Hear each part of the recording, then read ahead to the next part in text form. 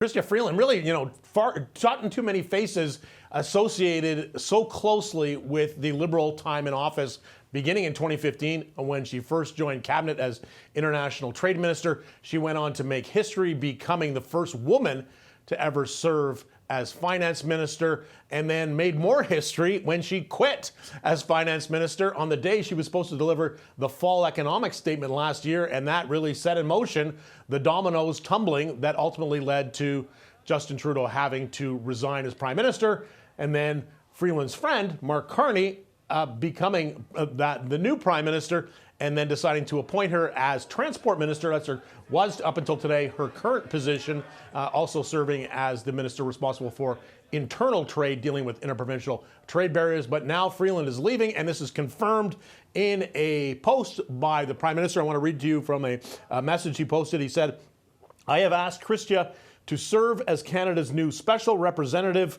for the reconstruction of Ukraine, in addition to her responsibilities as a member of parliament." Freeland also putting out a statement saying that she does not intend to run in the next federal election. That would suggest that she's not quitting as an MP right away. She's going to hang on a little bit to represent her riding in downtown Toronto, University Rosedale. That will obviously be contested by someone else in the next election campaign. This is an interesting choice of jobs for Chrystia Freeland, too. Of course, her personal heritage is Ukrainian.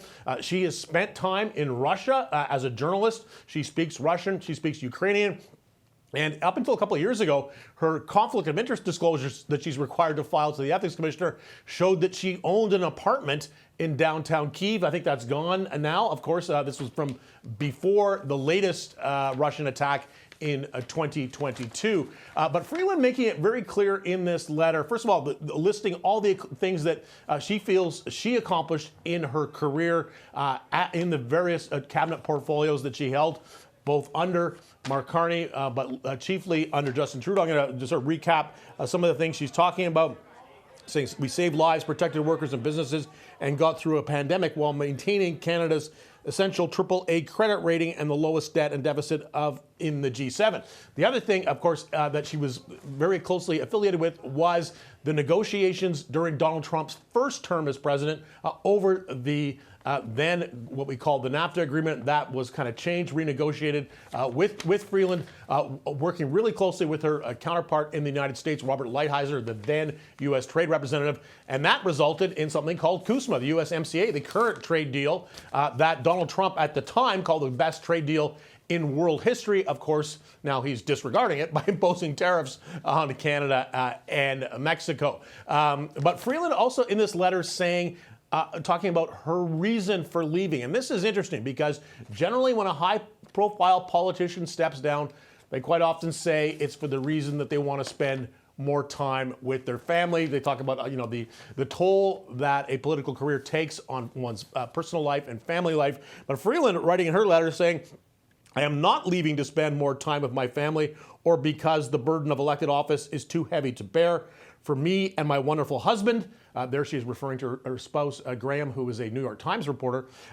"For me and my wonderful husband and children, public service has been a privilege and not a sacrifice." So subtext of this is you're going to see a lot more, Melanie, of Chrystia Freeland in future. There will be discussions about taking on her cabinet posts. I think transport very likely to be handled by Steve McKinnon, the current government House leader who has been in that role before, and the internal trade file looking like it's going to go to Dominic LeBlanc, who is now responsible for Canada-U.S. trade as well and serves as the Minister of Intergovernmental Affairs. This, though, is a bombshell. It's an earthquake. She is a person so closely associated with recent Liberal governments, and it is interesting that she is deciding to leave and take on this role involving the reconstruction of Ukraine. That looks like it's kind of getting ahead of things a little bit because there is no peace process underway. It's an active war zone. Ukraine continues to be destroyed and attacked by Russian airstrikes. So the talk about moving towards what will eventually be a reconstruction, which will cost hundreds of billions, if not trillions of dollars to rebuild Ukraine's housing, infrastructure, all that stuff. That's going to have to come somewhere down the road. But Carney now tapping Chrystia Freeland, Melanie, for that role.